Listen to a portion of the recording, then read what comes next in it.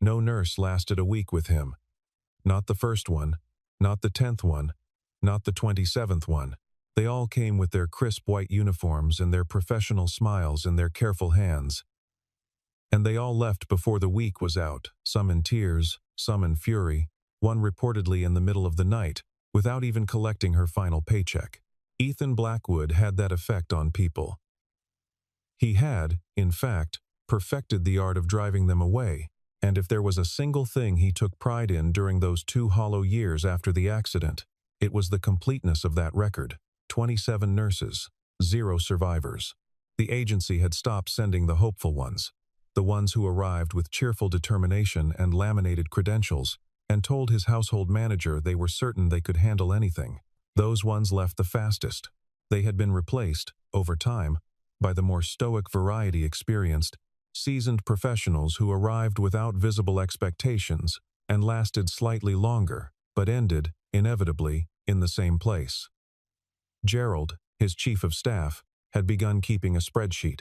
He had stopped showing it to Ethan after the 15th dismissal, on the grounds that Ethan did not need any additional reinforcement of the view that other human beings were, as a category, optional.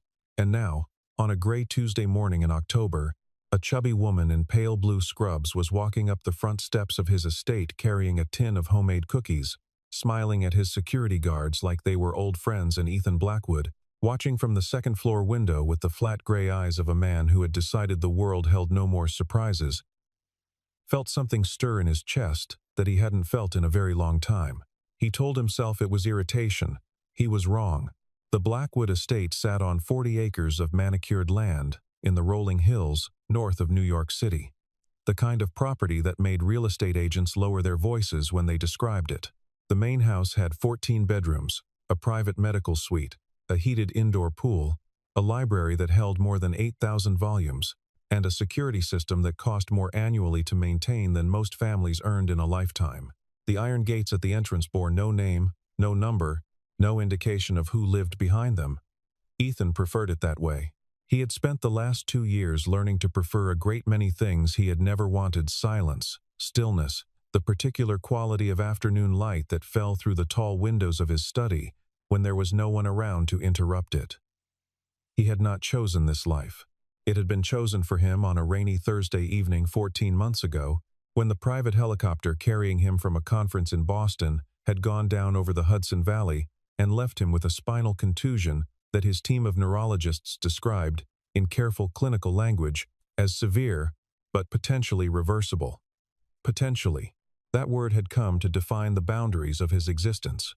Mrs. Eleanor Marsh, who had managed the Blackwood household for 11 years, and who possessed, as a result, both an encyclopedic knowledge of the estate's operations and a spine made of something stronger than most people's wills, briefed new staff with the precision of a military commander delivering a battlefield assessment.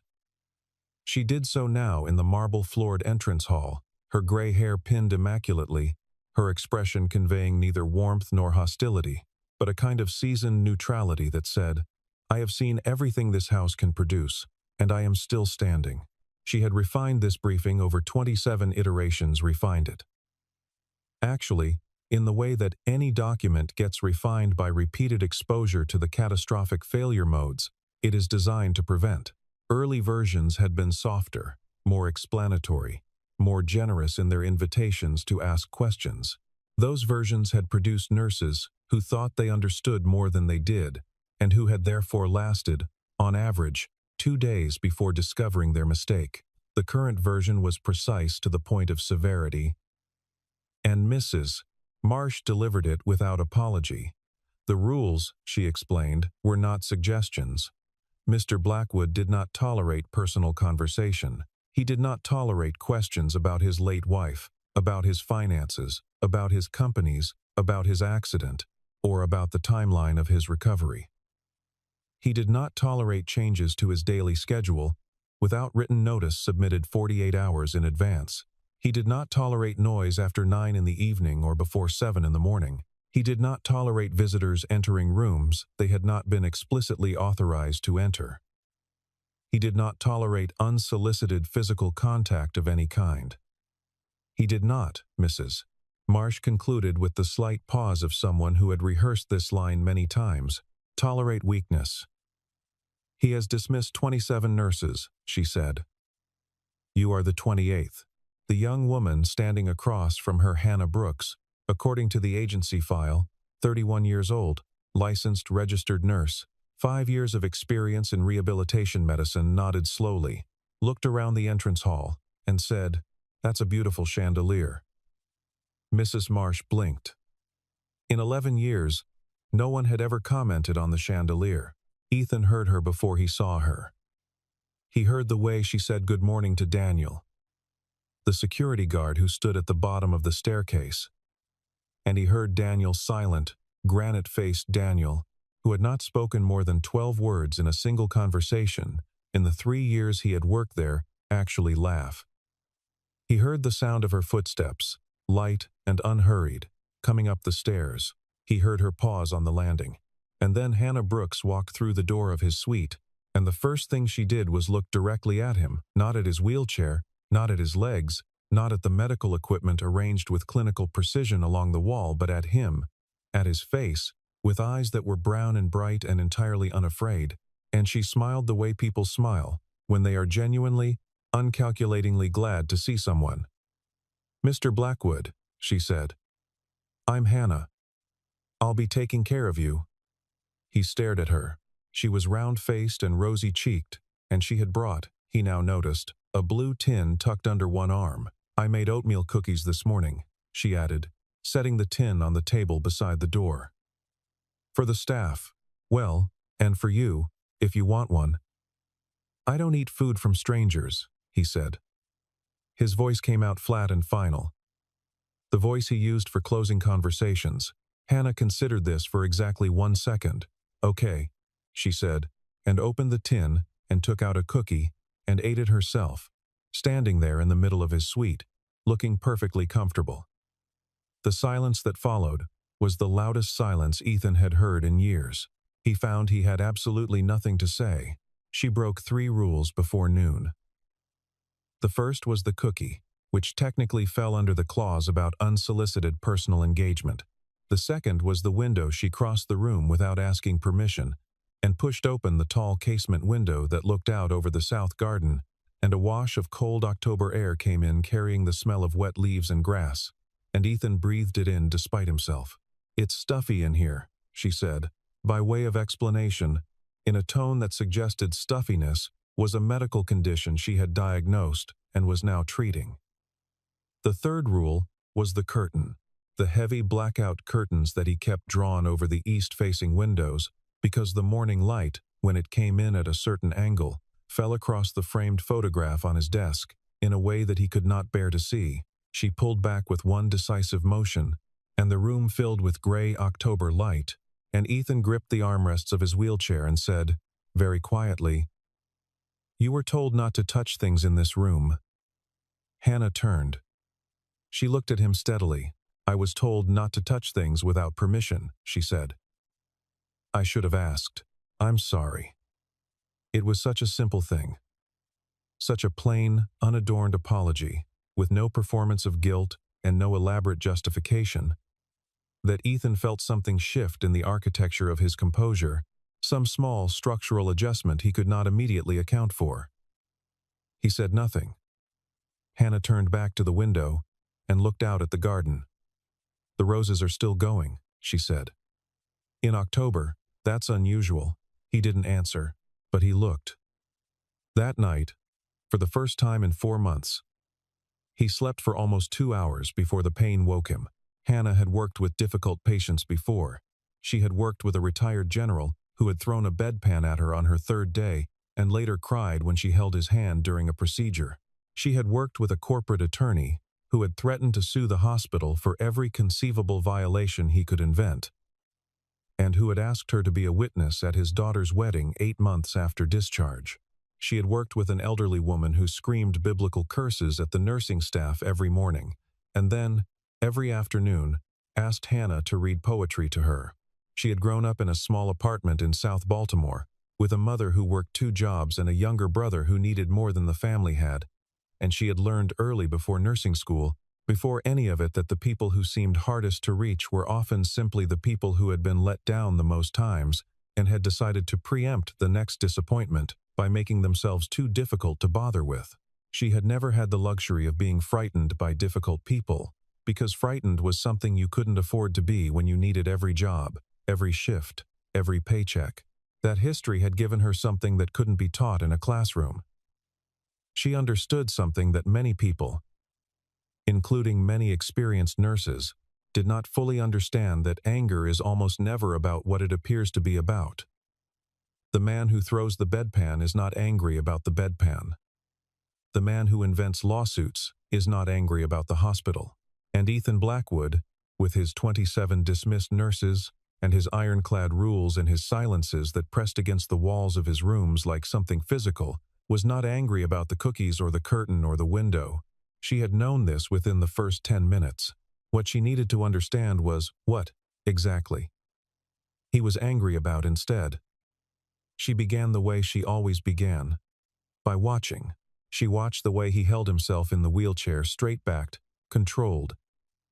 The posture of a man refusing to allow the chair to define him.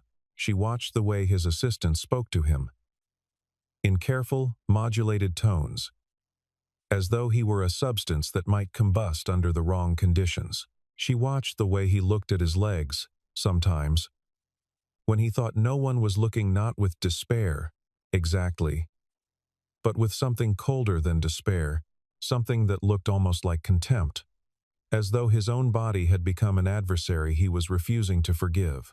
She read his medical file with the attention she might have given a complex legal document, making notes in the small spiral notebook she carried everywhere. And then she spoke with his neurologist, Dr. Patricia Voss, who told her that the nerve damage was significant, but that the pathways were not destroyed, that with the right rehabilitation protocol, applied with sufficient consistency, there was a real possibility of substantial recovery. The problem, Dr. Voss said, was that every previous attempt at consistent rehabilitation had been interrupted by Ethan himself, who had fired or intimidated away every professional attempting to help him. He's sabotaging his own recovery, Dr. Voss said, and there was a careful frustration in her voice. The frustration of someone watching something preventable happen anyway. Hannah nodded. She had already suspected as much. She had also already decided what she was going to do about it. On the third day, she told him to pick up his own water glass. He looked at her as though she had suggested he take up skydiving. "There is a staff member here for that purpose," he said. "There is a staff member here for a lot of purposes," Hannah said. "But your hand works fine. Reach it." The silence that followed had a particular quality, the silence of a man recalibrating, deciding which way the confrontation was going to go. He had dismissed nurses for less than this. He had dismissed nurses for smiling at the wrong moment, for adjusting the pillow without asking, for making a mild observation about the weather in a tone he had judged insufficiently professional. He was aware of all of this. He was also aware, in the part of himself that was too clear-eyed for its own comfort, that none of those nurses had said anything particularly wrong. He had dismissed them because dismissal was available to him, because it gave him the sensation of control, and because in the long wreckage of the months following Claire's death and then the accident, control, even the petty, purposeless kind, had been the only thing that felt solid under his feet. He looked at the water glass. He looked at Hannah, who was watching him with the expression of someone who has offered a reasonable thing and is simply waiting to see if it gets accepted. Ethan Blackwood reached out and picked up the glass. He drank from it. He set it down. He looked at Hannah with something that was not quite anger and not quite amusement. And it occurred to her that he might not have a word for what he was feeling, which meant it was probably something he hadn't felt before. "That," she said, "is where we start."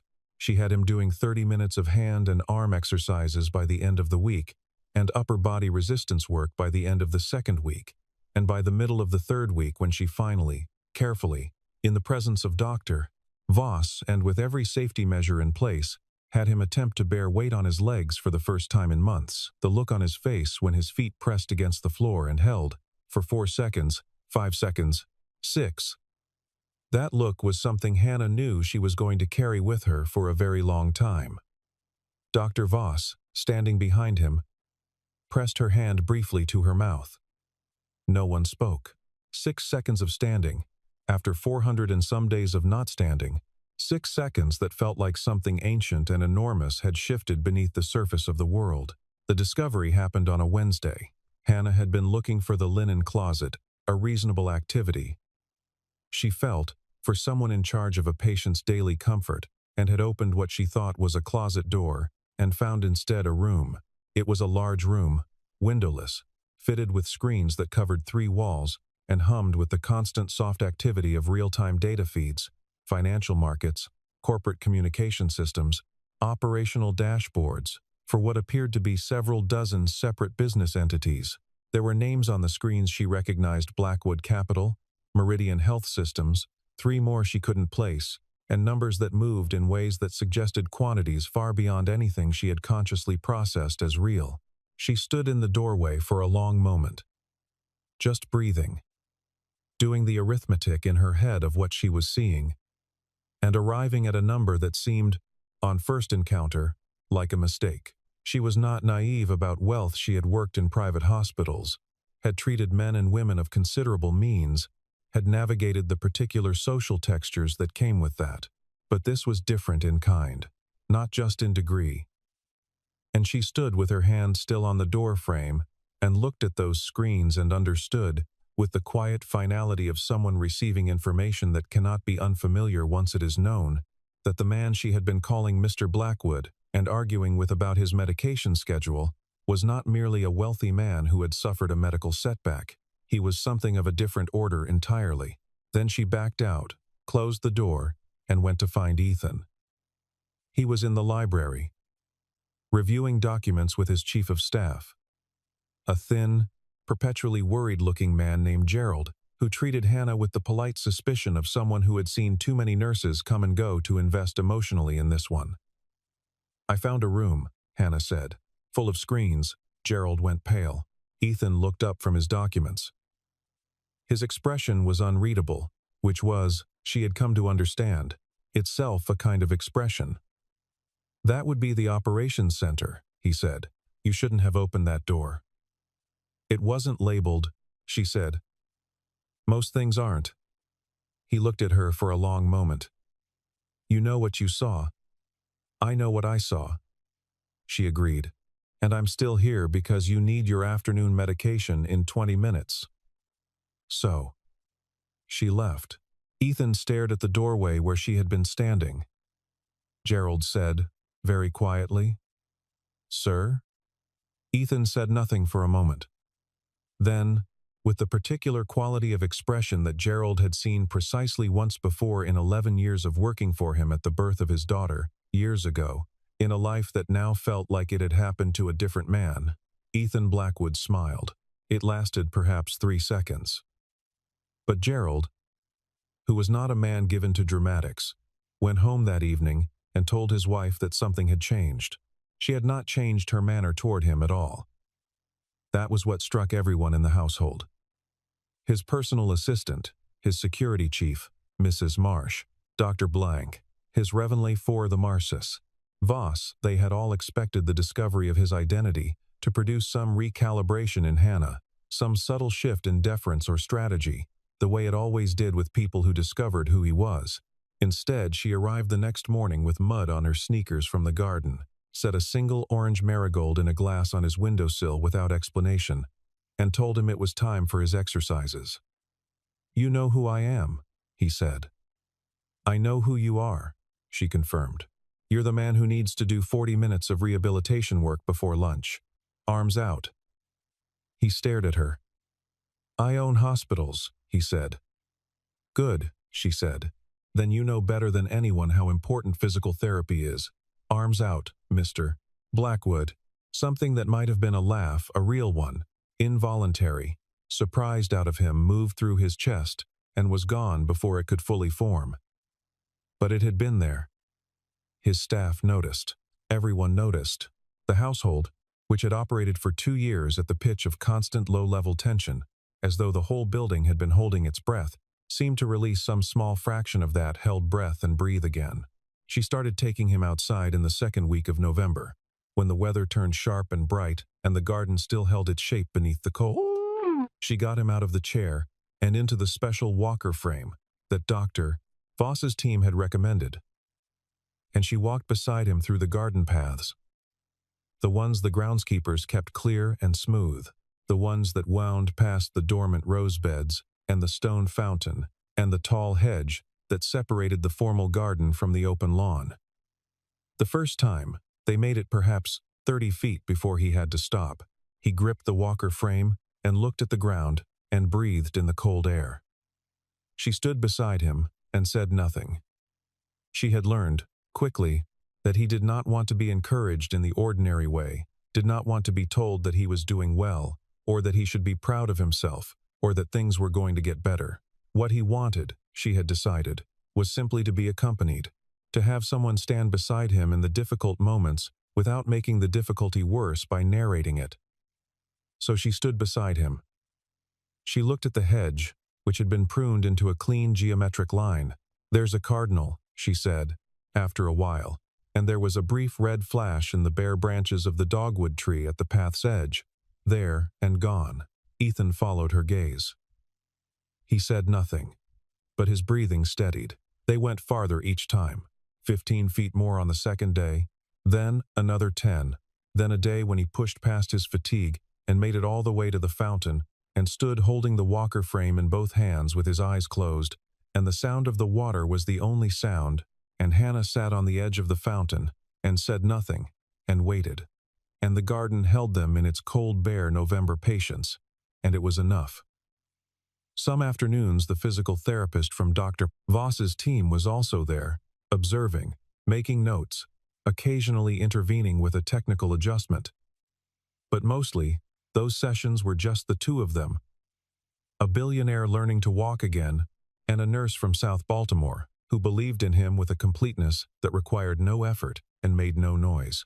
His security team, stationed at the garden's perimeter, watched without understanding and reported back to the household that things seemed to be going differently with this one.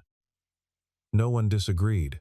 He told her about his wife on a Friday afternoon in late November, when the light was failing early and the garden outside the window had gone gray and still. He didn't start with her name. He started, as people often do when talking about the things they've spent the most time not talking about. At an oblique angle, he said that the estate had been different before, that the rooms had held a different quality of sound, that there were things he had gotten used to noticing about a house when someone else was in it that he had only understood he was noticing when they stopped. Hannah sat in the chair across from him and said nothing, just listened with the complete, unhurried attention that she brought to everything. And after a while the words came more directly. Her name had been Claire. She had been an architect. She had grown up in Portland and had never liked New York but had come to love the estate, specifically the garden, which she had redesigned over several years, adding the stone fountain and the cutting beds along the south wall and a pergola near the east hedge that had been taken down after she died because no one had been able to stand looking at it. She had been organized and funny and occasionally maddening in her precision, and she had loved Ethan in the direct, uncomplicated way of someone who had no interest in being impressed by what he had and was only interested in who he was, and he had spent years not fully understanding how rare that was. She had died 18 months ago from an aggressive form of cancer that had been diagnosed late and moved quickly, and Ethan had been with her at the end, and the end had been quiet, and he had sat beside her for a long time after it was over, before he called anyone. He told Hannah this without looking at her, in a voice that was flat and controlled and very careful, the voice of a man who has constructed a container for something enormous and is determined not to let the container break. When he finished, there was a silence. Hannah did not say she was sorry. She did not say Claire sounded like a wonderful woman. She did not say that grief took time or that things would get better. She said, "She planted the roses." It wasn't a question. He looked at her. "Yes," he said, "she planted the roses. That's why they're still so well kept." "Yes." Hannah looked out at the garden. "She made something that lasts," she said. "That's not nothing." Ethan looked out at the garden too. The silence between them was different from the silences that had come before. It was not empty, not armored, not the silence of a man keeping people out. It was the silence of two people simply being in the same place together. He found, to his considerable surprise, that he did not want it to end. The trouble began in the third month, quietly at first, then all at once, the way trouble usually does.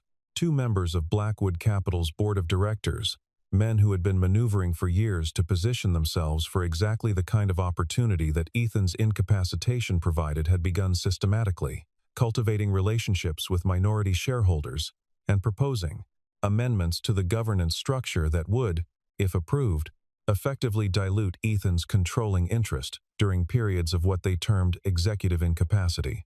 Gerald had known about the maneuvering for weeks and had not told Ethan, operating on the theory that Ethan had enough to manage and that Gerald could handle the situation himself. This theory turned out to be incorrect.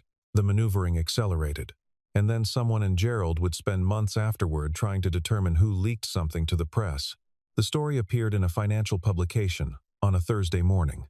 It suggested, in language carefully calibrated, to imply without quite stating, that Ethan Blackwood's current medical caregiver had been placed in the household through channels connected to the dissident board members, and that her presence served purposes not limited to the medical. The story named Hannah Brooks. It described her background in detail, her modest upbringing, her community college nursing degree, the gap year she had taken to care for her mother during a health crisis, the fact that she had no professional connection to anyone in the Blackwood corporate ecosystem until 3 months ago, framing each of these facts as though they were evidence of something suspicious, rather than simply the history of a woman who had worked hard for everything she had. It included a photograph that someone had taken without her knowledge outside the estate gates, and it ended with a paragraph that managed, in 48 words, to be both entirely unprovable and entirely poisonous.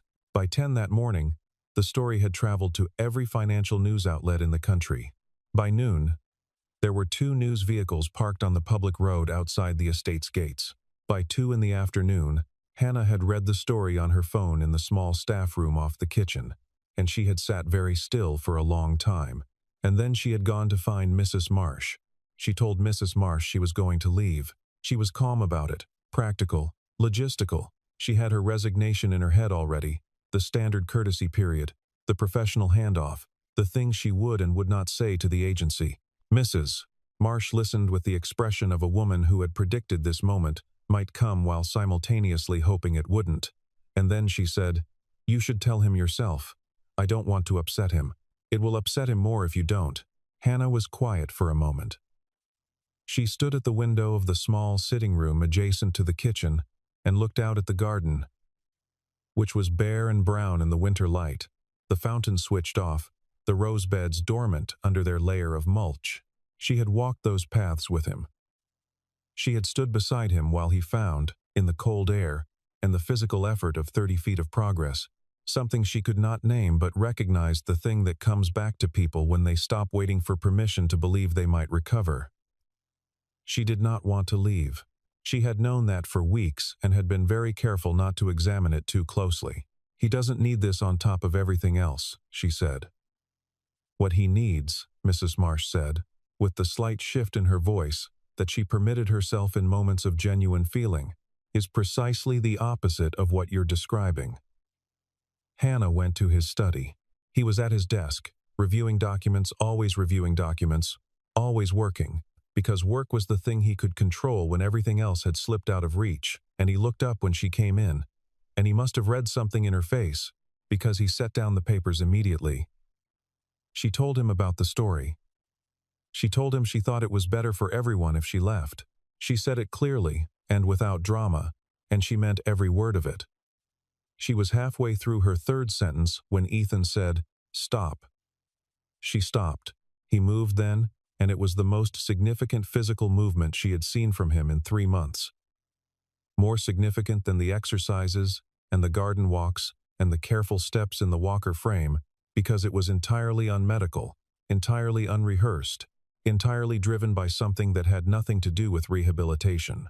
He pushed himself up from the desk, using his arms, using the careful, slow strength they had been building together for weeks, and he stood shakily, with effort, gripping the desk edge, and he looked at her across the room and he said, very simply, "Don't go." The story died within a week. Ethan's legal team moved with the quiet, thorough efficiency of people who have access to both unlimited resources and a great deal of information, and the publication ran a correction so complete that several industry observers noted it was the most comprehensive editorial retraction they had seen in years.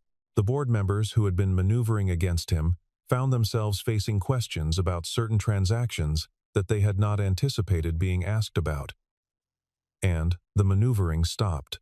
Gerald, who had attempted to manage things without telling Ethan and had failed, submitted his resignation, which Ethan declined, and then submitted a detailed written apology, which Ethan accepted with the brevity of a man who has already moved on.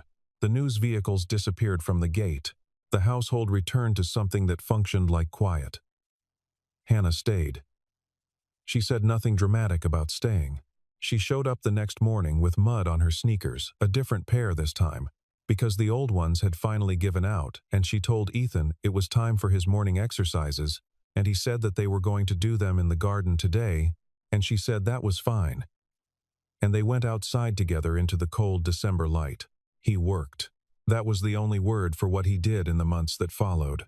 He worked at his recovery the way he had once worked at building the company, with complete, focused, sometimes frightening intensity, setting daily targets and meeting them and then revising them upward, logging every session, reviewing his progress with Dr.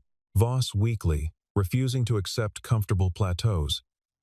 He worked with Hannah every morning and every afternoon, and sometimes in the evenings too, in the long corridor of the East Wing, where the smooth floors made it possible for him to practice walking with the lightest possible support, first the walker frame, then the cane, then certain evenings, nothing at all, just his own 2 feet on the floor, and Hannah walking beside him with her arms ready but not quite touching, not interfering, just present.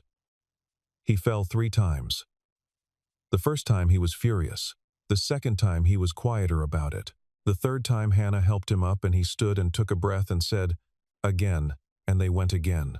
His board of directors received a memorandum in early January, signed by Ethan Blackwood, informing them that he would be attending the February board meeting in person. Several of them, Gerald reported afterward, had read the memorandum multiple times, as though repetition might change its contents. He appeared at the board meeting on a Tuesday afternoon in February. He came in through the main entrance of the Blackwood Capital offices in Midtown Manhattan, and he walked slowly, carefully, with a polished mahogany cane that had belonged to his grandfather, through the lobby and into the elevator, and down the long carpeted corridor to the boardroom, and the people he passed in that corridor stopped and stared and did not know what to say, and Ethan Blackwood said nothing to them, just kept walking with the particular focus of a man who has decided that the act of walking from one end of a corridor to another is, for the moment, the most important thing in the world. He entered the boardroom. He stood at the head of the table. He did not sit down immediately. He let the room absorb what it was, seeing the man who was supposed to be diminished, confined, incapacitated, standing here in a charcoal suit with a mahogany cane and an expression that had been described, by people who had known him for decades, as the same expression he wore when he had already decided something and was giving the other party the courtesy of discovering it themselves. Around the table, 22 people rearranged their assumptions in real time. The 2 dissident directors sat at the far end, and both of them, when Ethan's gaze reached them, found reasons to look at their briefing materials. And then he sat down, set his cane against the table, opened his briefing folder, and began. He spoke for 40 minutes. He spoke about the governance amendments that had been proposed in his absence, and why each of them was going to be withdrawn.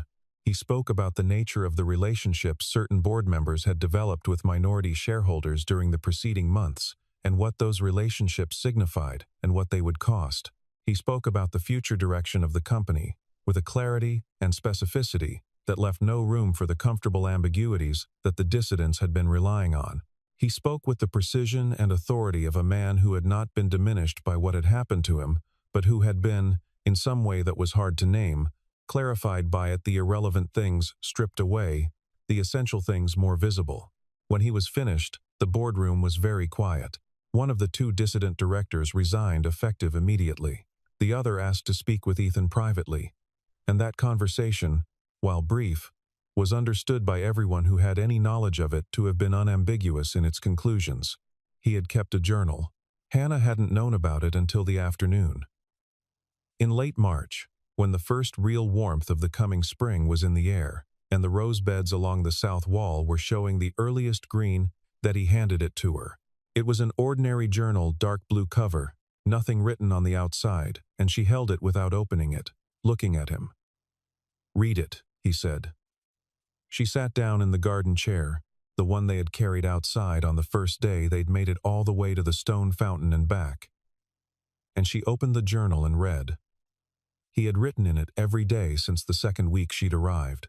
The handwriting was the same as everything else about him, controlled, precise, slightly angular, the handwriting of a man who had decided that even private things should be done with discipline. The early entries were clinical, notes on pain levels, on sleep, on the incremental exercises she had introduced. Numbers. Measurements. The language of a man who had decided to treat his own recovery as a business project and document it accordingly. But around the third week, something in the entries shifted, not dramatically, not all at once, but perceptibly. The way a season changes not on a single day, but in the accumulation of mornings. The language became less clinical and more present tense. He started writing down things she said. There were entries about the exercises, about the pain, about the incremental, almost imperceptible changes in what his body could and couldn't do. There were entries about conversations, small things she had said that he had written down, exactly her comment about the roses, the thing about the cardinal, a joke she had made about his cane that had surprised them both with its appropriateness. There was an entry for the day he'd stood at the board meeting, 3 sentences, precise and plain, that said, walked in, stood at the head of the table. He thought of Hannah. There was an entry dated the day she had tried to resign, which she read twice, and then had to stop for a moment before continuing. And at the end of the most recent entry, written in his handwriting that was precise and slightly angular and more human than she had expected, was a sentence. "She did not save my legs. She saved my life." Hannah looked up. He was watching her with the expression she had come to know best on him, not the closed, armored look, not the careful professional neutrality, but the look underneath those looks, the one that was simply, quietly, entirely himself. She felt the tightness move through her chest and lodge somewhere behind her sternum. And she breathed past it. And then she couldn't. And she didn't try. And the tears came quietly. And she let them. They went to the garden, the same garden where they had walked through the cold months, where she had pointed out the cardinal, and he had told her about Claire, and they had stood in the particular shared silence that was not empty. It was warm now, or warm enough, and the dogwood was in early blossom, and the fountain was running again after the winter, the sound of it light and continuous in the mild afternoon air. The roses along the south wall were beginning to show leaves. Claire's roses, still tended, still returning each year, with the implacable faith of growing things. He hadn't prepared anything. She knew, somehow, that this was not accidental, that the absence of preparation was itself a kind of statement from a man who had spent 2 years building elaborate preparations for everything, controlling every variable, planning every contingency. He had not brought flowers. He had not brought a ring. He stood beside the fountain in his shirt sleeves. Without the cane he no longer needed most days.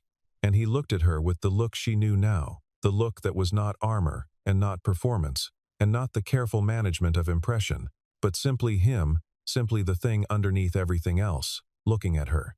And what he said was, "I used to think I had everything." He was quiet for a moment. "I had more than anyone needs, more than most people can imagine. And I built walls around all of it, because I thought walls were how you protected things." Hannah waited. She had gotten good at waiting for him. She had learned, over the months, that the most important things he said always needed a little room before they arrived. He looked at her with the steady, uncomplicated attention that she had once read as coldness and now understood was simply the way he looked at the things that mattered to him. "You walked through every wall I had," he said. "You didn't even knock." She laughed, really laughed. The kind that takes over the body, and he smiled at the sound of it. The way she had noticed he always smiled at the sound of it, as though the laugh itself was doing something to him that he had stopped trying to resist. He reached out and took her hand. Not the careful assisted grip of rehabilitation work, not the structured touch of medical practice, just his hand. Finding hers, simply and directly, the way things happen when someone has finally stopped overthinking them. She looked at their hands. She looked at him. "You're still a pain in the neck," she said. "Absolutely," he said. And then, because he was a man who had learned slowly, painfully, incompletely but truly, that some things are better done than described, he stepped forward and put his arms around her, and the garden held them in its late afternoon light. And the fountain ran, and the first blooms on the dogwood moved in the slight warm breeze, and none of it needed any words at all. 1 year later, a reporter from a major business publication arrived at the headquarters of the Blackwood Foundation in Lower Manhattan to interview its chairman about what the financial press had taken to calling the most significant philanthropic restructuring in the organization's history. Ethan met her in the conference room on the 4th floor without a cane, without a walker, moving through the room with the ease of a man who has earned every step he takes and knows it. The foundation, he explained, had redirected a substantial portion of its annual disbursement toward 3 new programmatic areas: a free training initiative for aspiring nurses and rehabilitation specialists from low-income backgrounds, a network of outpatient recovery centers in underserved communities across 6 states, and a research fund focused on neurological recovery that was already, in its first year of operation, producing results that had attracted the attention of several major academic medical centers.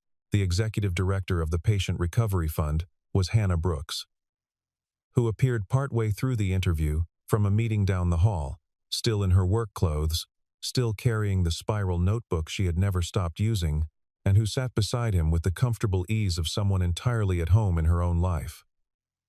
The reporter, who had done her research, asked the question that was on everyone's mind: what had changed?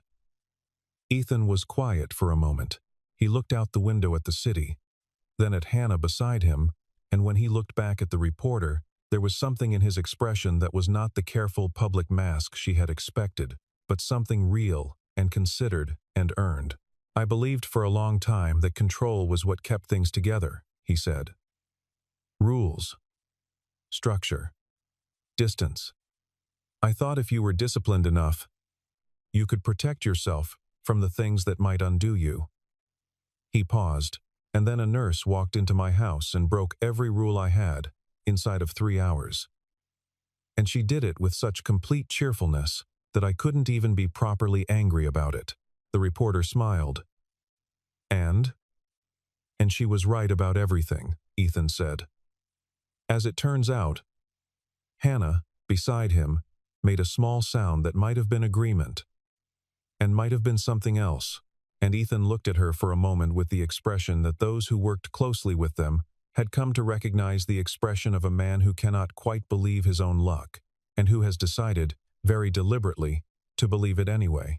The ceremony to open the first outpatient rehabilitation center, the one in the Bronx, 3 miles from the public hospital, where Hannah had done her earliest clinical work, took place on a Saturday morning in early autumn, when the weather was bright and a little sharp and the leaves had just begun to turn. There were speeches, and a ribbon, and a photograph that ended up in several publications, and afterward there was a lunch for the foundation staff and the medical partners and the community members who had been part of the planning process. And it was a good afternoon, the kind that feels complete in itself. The center was modest by Blackwood Foundation standards: 12 treatment rooms, a therapy gym, a small garden modeled on the one at the estate, a staff of 32, but the people who had spent the planning year on it knew what it represented, which was less about the building than about what the building was for. The idea that recovery is not a privilege available only to people who can pay for it, that the same care, the same patience, the same refusal to give up on a body's capacity to heal itself could be made available to anyone who needed it. The program would train 20 new nurses and physical therapists per year. recruited specifically from low-income backgrounds, provided with full scholarships and living stipends and mentorship from some of the best rehabilitation physicians in the country. The first cohort had already been selected. Hannah had read each of their applications herself, but the part that stayed with everyone who was there, the part that people mentioned, quietly, when they talked about it later, was a moment that wasn't planned. Near the end of the afternoon, when the formal events were over and people were beginning to gather their things and say their goodbyes, someone looked out the window of the community room and saw two people walking in the small garden behind the building. A big man moving with a slight deliberateness that spoke of work and discipline and recovered ground, and a shorter woman in blue, walking beside him, their voices inaudible through the glass, their posture easy and close.